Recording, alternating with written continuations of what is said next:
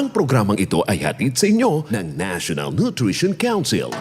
Nandito na ang programa kung saan ang nutrisyon ay number 1. 21st and 22nd kapisanan ng mga broadcaster ng Pilipinas. Golden Dove Awardee for Best Radio Public Service Program. 39 Catholic Mass Media Award Special Citation and 41st Catholic Mass Media Best Public Service Radio Program. Gantingan Awardee for Best Development-Oriented AM Program. Best AM Program Host. Most Development-Oriented Radio Public Service Program. Best Development-Oriented Public Service Announcement. Best Development-Oriented Talk Show and Best Development-Oriented Talk Show Host. Welcome sa Radyo mo sa Nutrisyon Year 10. Sabayan din maririnig sa iba't ibang sulok ng bansa. DZXL 558 Manila, DYHB RMN Bacolod, DYHB RMN Cebu, DXDR RMN Dipolog, DXMB RMN Malaybalay, DXMY RMN Cotabato, DXDC RMN Davao. Narito na ang inyong mga kasama sa kalusugan. Executive Director ng National Nutrition Council, Dr. Apet Dayanghirang at Rod Marcelino. Takot, pangamba, pagkabalisa, alinlangan, lungkot at pangungulila. Ilan lamang ito sa mga stress na nararanasan ngayon ng maraming tao sa mampanig ng mundo dahil sa COVID-19 pandemic. Patunay lamang na apektado rin ang ating mental health tuwing may krisis gaya po ng kalamidad o health emergency. Magandang tanghali mga kanutrisyon.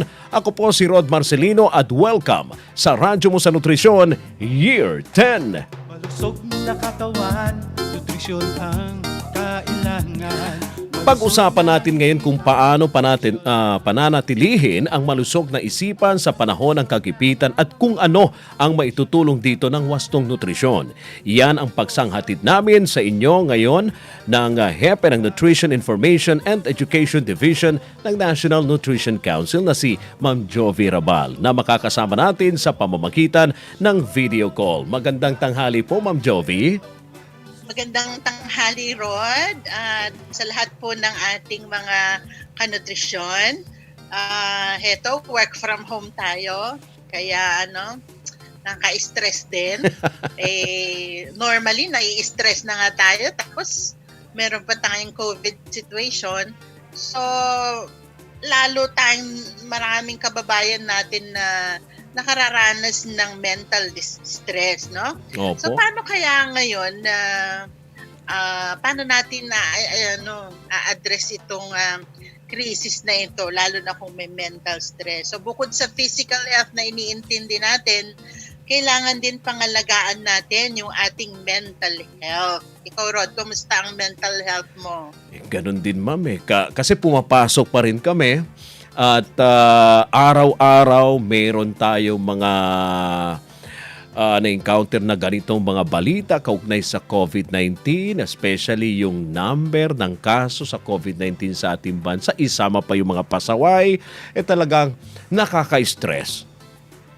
Medyo maswerte kasi yung at least dumarami na yung mga nagre-recover. Opo. Yan ang magandang balita naman natin. Almost 1,000 na po. Bukod dyan sa mental health, pag-usapan din natin yung papel ng diet para mapanatili at maayos at malusog ang isipan. At para naman, ito yung isang magandang balita din, ma'am. Para mabawasan din ang stress pag may mga premyo silang natatanggap.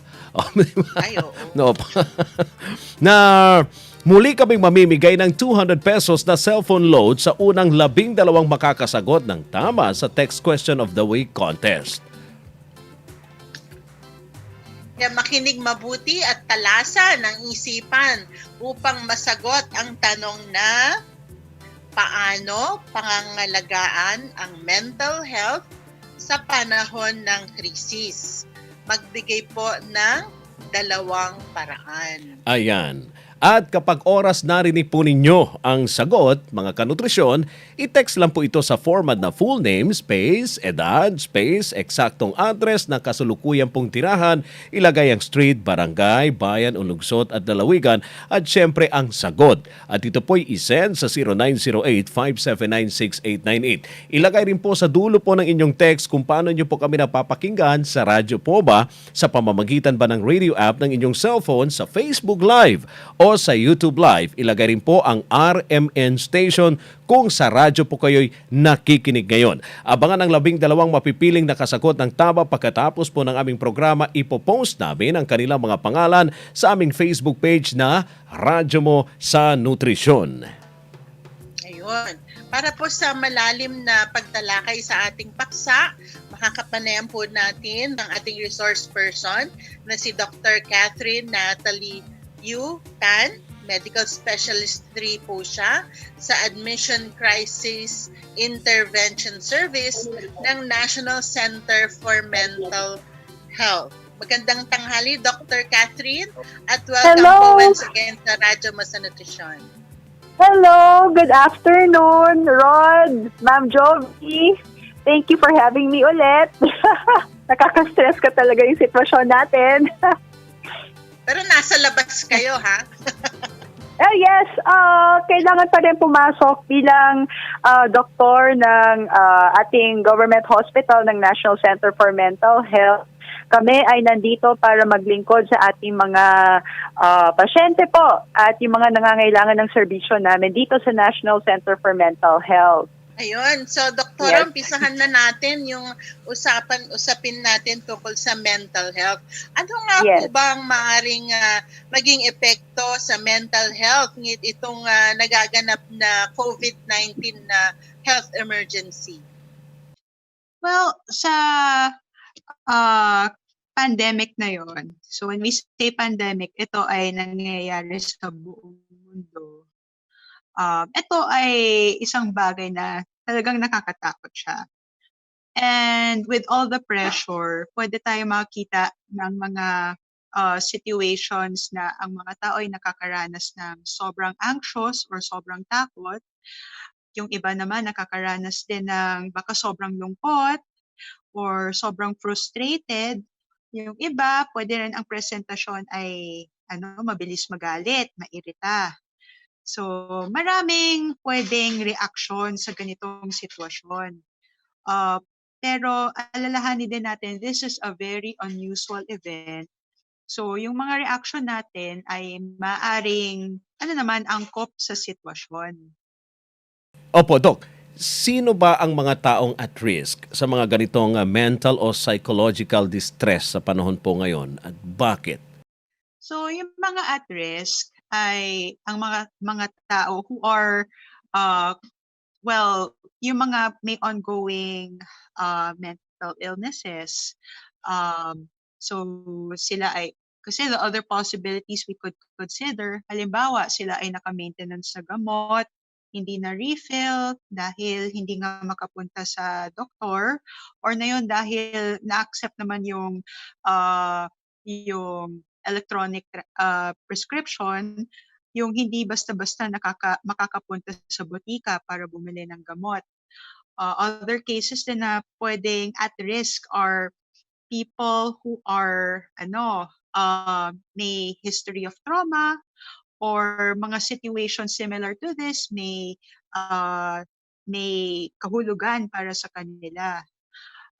Yung isa din na at risk for these are the people who are going to work every day knowing maltaas ang risk ng infection or bringing the infection home.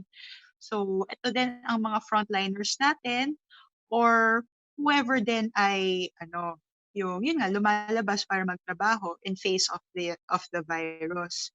Pero aside from that, yung mga tao din na nasa loob ng bahay, naka-quarantine. So being unable to step out of the house and doing yung mga normal things, or pwede rin yung nag-worry tungkol sa finances sa trabaho nila.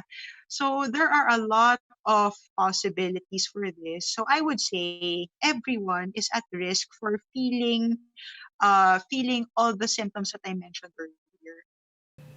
So pag-usapan naman natin kung paano sila mailalayo sa risk na yan, Dr. Tan. Unahin natin ang aspeto ng wastong nutrisyon. Paano nga ba pangangalagaan ang mental health ngayong may krisis sa tulong po ng tamang diet?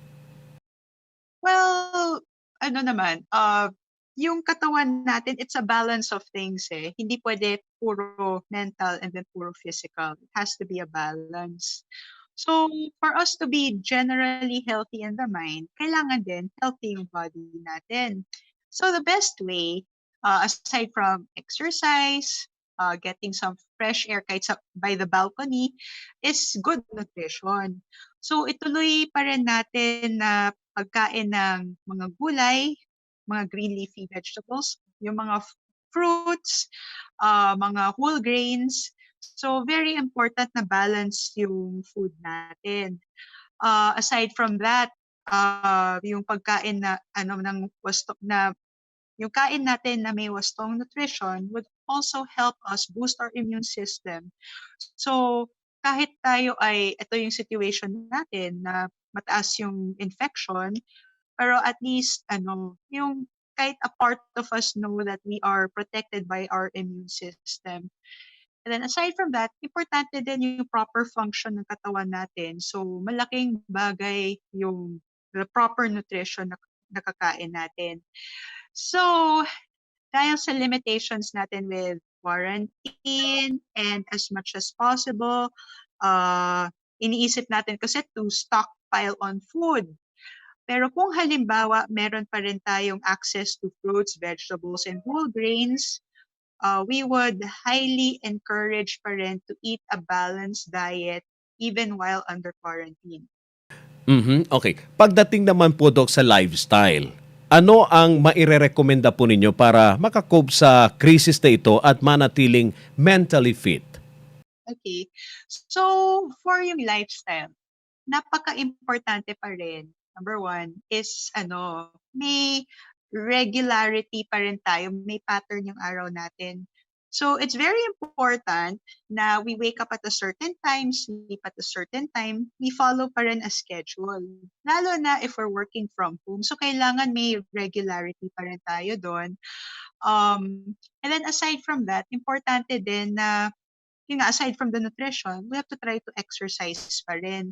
So, may mga exercises that we can do at home naman kahit indoors. So makikita naman natin online 'yon. So yung mga HIIT, yung high intensity interval training, some people do yung sariling body weight as yung weights para sa katawan natin. You can jog in place.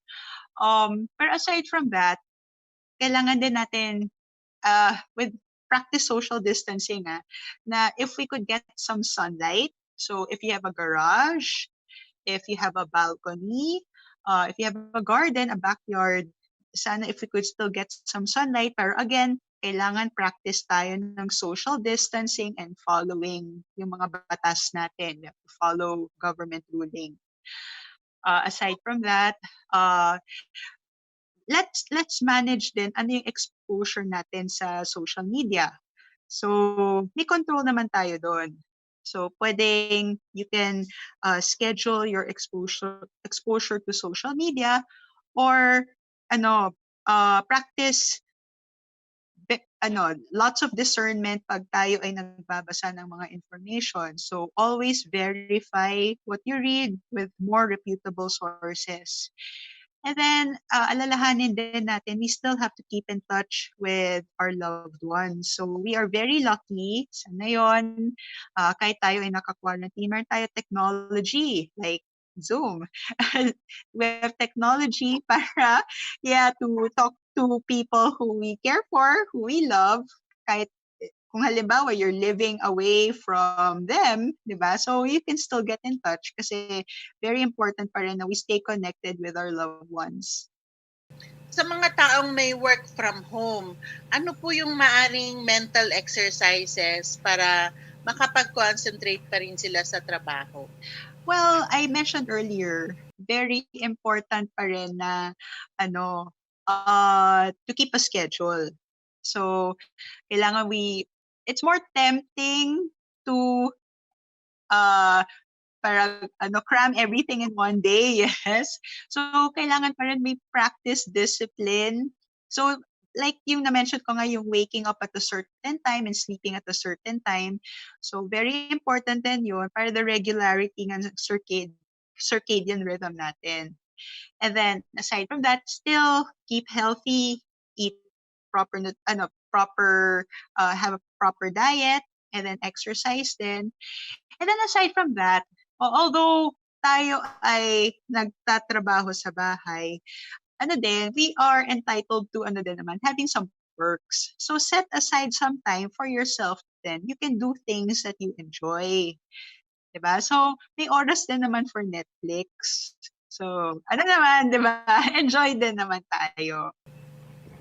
Marami na nga sa mga kababayan natin ang naiinip na at parang ibinuburo sa kanilang bahay. Pero dahil kailangang sumunod sa community quarantine, ito ang aking Nutri Habit Tip.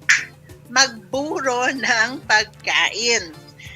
Gamit ang mga natural na preservative gaya ng suka, asin o asukal, maaring gumawa ng iba't ibang burong pagkain. Ang ilan sa mga tradisyonal na ibinuburo ng mga Pilipino ay kanin, isda, papaya, mustasa, pinatuyong kamyas, mangga at santol. So, maaaring gumawa ng kimchi. Bukod sa napapahaba ng pagbuburo ang shelf life ng pagkain na mahalaga ngayong panahon ng krisis, nakatutulong din ito upang maging abala at mawala ang pagkainip sa bahay. So maaari ring ipamahagi ang mga ito sa mga kapitbahay o sa mga community frontliner. So ang pagbibigayan po sa panahon ng krisis ay nakagagaan din po ng kalooban ng binibigyan at ng nagbibigay. Kaya isa sa paraan to cope with COVID-19 ay magburo po ng pagkain. Ayan, huwag namang mainip mga kanutrisyon dahil magbabalik pa po ang Radyo mo sa Nutrisyon Year 10 matapos lamang ang maikling patalastas. Radyo mo sa Nutrisyon.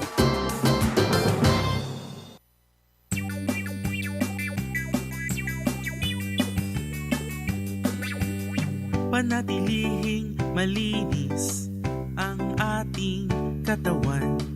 Resistensya natin ay dapat palakasin. Sama-sama, tulong-tulong, nating labanan ang COVID-19. Kaya natin to, wag lang matakot. Kung sama-sama ay walang problema.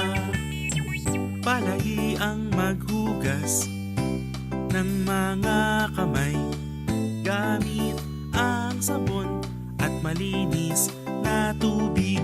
Sama-sama, tulong-tulong, nating labanan ang COVID-19. Kaya natin to, wag lang matakot. Kung sama-sama ay walang problema. Sa may sakit, ika'y dumistansya para di ka mahawa.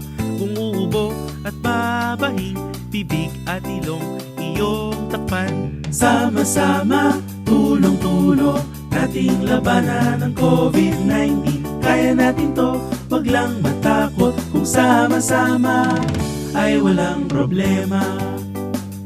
Labanan ang COVID, kaya natin to. Para sa karagdagang impormasyon, pumunta sa doh.gov.ph o sundan ang official DOH Facebook page. Radyo mo sa Nutrisyon. Welcome back po sa Radyo mo sa Nutrisyon Year 10. Tinatalakay pa rin natin ang mental health sa panahon po ng krisis. Kasama pa rin mga kanutrisyon sa video conference ang ating resource person na si Dr. Kathyrn Natalie U, Medical Specialist 3 ng Admission Crisis Intervention Service mula sa National Center for Mental Health. At Doc Kat, paano naman po kung na-diagnose na positive sa COVID-19? Ano po ang maipapayo nyo para ma-maintain ang mental health habang nilalabanan ang virus po ng katawan?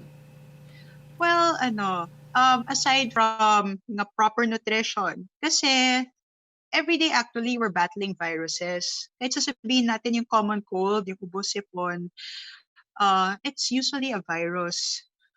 Pero kasi the basic principle about viruses, ang lumalaban sa kanya ay yung immune system natin. So number one, you have to keep your immune system strong. So again, napaka-importante to have proper nutrition. Kung halimbawa you're asymptomatic, lalong we have to be very, very careful of we have to prevent from other people to get infected. So pag sinabi mag-quarantine kayo, strictly please mag-quarantine kayo. So take it seriously kasi kung halimbawa wala kayong nararamdaman, it could be serious for somebody else. It could be deadly for somebody else. So aside from that, para sa mental well-being din natin kasi knowing ano ang pwede mangyari, so certain cases can be lethal, pero it's not for all. A lot of people are getting better din aside from yung nangyayari. So, importante din to keep ourselves calm. You can meditate, you can pray. Kasi prayer really helps din. Pray for healing, pray for calmness as your body battles this coronavirus if you are tested positive. And then always follow yung doctor's orders ninyo, government orders ninyo, because it's not a matter of tayo lang eh. Ako as a health worker, yun nga, parang ang mindset natin is how not to infect other people. So, it's a battle for us and a battle for others. So, sunod din tayo sa mga recommendation ng government at ng doktor natin. Doktora Kat, ano naman po yung may payo ninyo dun sa pamilya ng nag-positive sa COVID? Okay, so may mga families, kung halimbawa your family member has been admitted to a hospital or to a isolation center, um, I guess yung pinaka lang is, yung pinaka magagawa natin is support for your loved one. So one of the things is, yun nga, hindi talaga pwede bumisita. Like, it's very painful to say, it's very painful to imagine. Pero the best thing that we can do is pray and be strong and keep healthy. Kasi I would imagine, kung halimbawa ako yung nag-positive, the thing that would keep me strong is knowing my family is safe. So kung halimbawa alagaan natin yung sarili natin while your loved one is being cared for by mga health professionals, I think that's a really big thing that you can do for your loved one while that person is in the hospital. Kanino ho o saan maaring humingi ng tulong ang isang taong dumaranas ngayon ng depresyon, Doc? Okay, so kung halimbawa you need someone to talk to, you need somebody to listen to you, meron tayo yung NCMH crisis hotline. That's 0917 899 USAP or 989 USAP. So you could double check din there are some organizations kasi who are also offering psychosocial support, but then we also have available sa National Center for Mental Health, yung crisis hotline namin. Oo, mahirap talaga yung sitwasyon lalo ng mga may existing na disorders. Halimbawa, kahit gusto nilang lumabas minsan para magpakonsultan sa mga psychologist o psychiatrist, parang na-challenge din sila na lumabas. Kaya naman meron din ng Department of Health at saka ilang mga medical societies. Ang alam ko yung meron yung telemedicine. So, pwede ka nang magpakonsulta, tatawag ka lang sa telepono at pwede kang kumausap ng mga medical practitioners. Isa yan naman sa paraan para pwede kang kumonsulta na hindi ka kailangan na pumunta sa ospital. Ngayong may COVID-19 pandemic, bukod sa physical health, ay nalalagay na rin sa alanganin ang kalusugan at ating isipan. Kaya naman inihatid namin ngayon ang usapin tungkol sa mental health sa panahon ng krisis. Marami ang dumaranas na rin ngayon ng depression, anxiety, takot at pangamba, pati panglangan.